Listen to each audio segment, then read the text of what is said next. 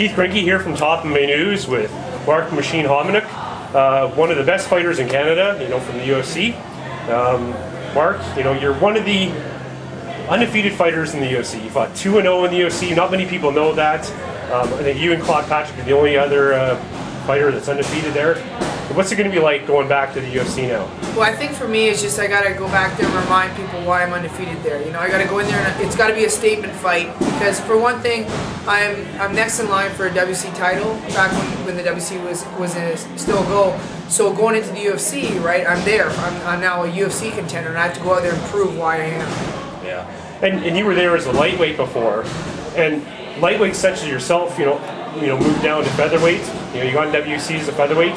How many, you got guys like Tyson Griffin, is that a concern that they might jump in front of you in line? For sure. What's going to happen is the 55ers, it's going to be so cutthroat because they're basically doubling the division by bringing over the WC fighters, and it's just going to be cutthroat.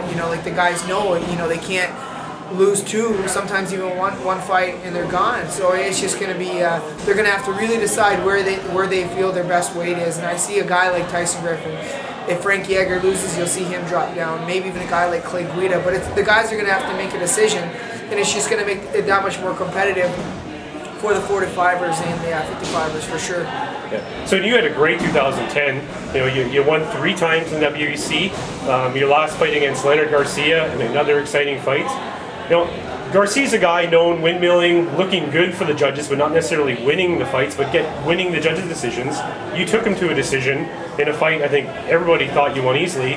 How nervous are you, standing there thinking that you took Garcia to the decision? Well, going into the fight, we thought about that because we watched a lot of his fights. His last 4 or 5 fights went to a split decision in which he won.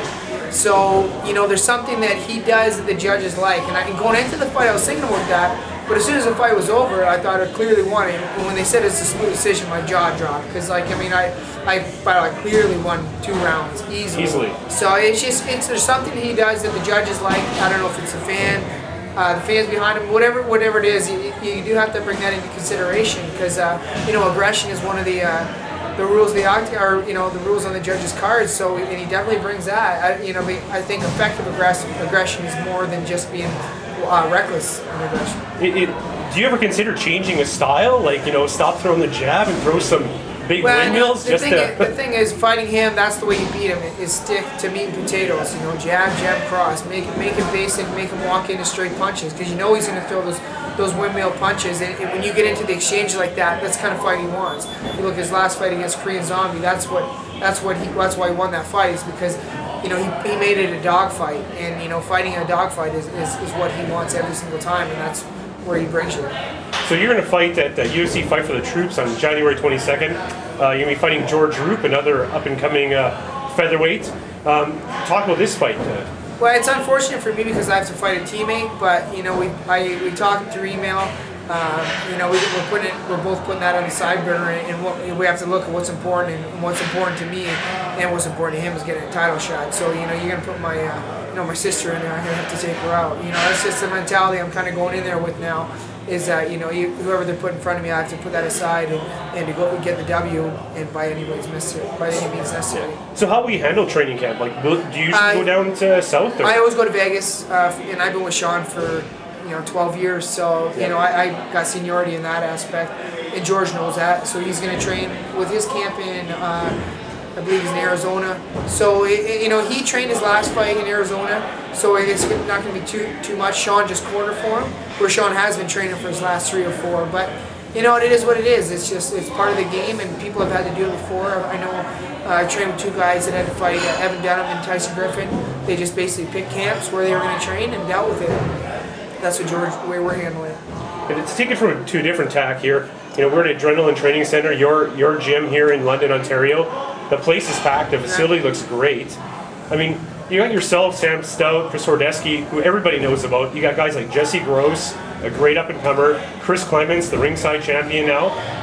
How come so many people are coming out of this city of 300,000 people? You know what? You're only as good as your training partners, and every training session we have here is tough. And Sean's bred that and instilled in all that. Sean Tompkins is really drilled that, just toughness, having hard training camps, training partners, and pushing yourself every day. And I think that's what we bring every time. You know, if you get into a sparring session with any one of us, you're gonna get into some kind of war, and you're gonna get used to those kind of battles. And when it gets to the fight, it's easy.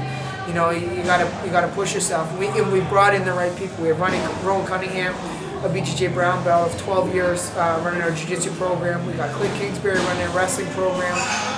We just been, trying to work with the best people around. And Adam Hickson coming down from Hamilton, so it's a good camp. So, and now that Ontario has MMA coming up, in 2011, we're going to see like an adrenaline London show. I'd love it. I love to. I know Monty Cox won't be too happy about that because he's got adrenaline MMA down the States. But he definitely, But we have, like for me.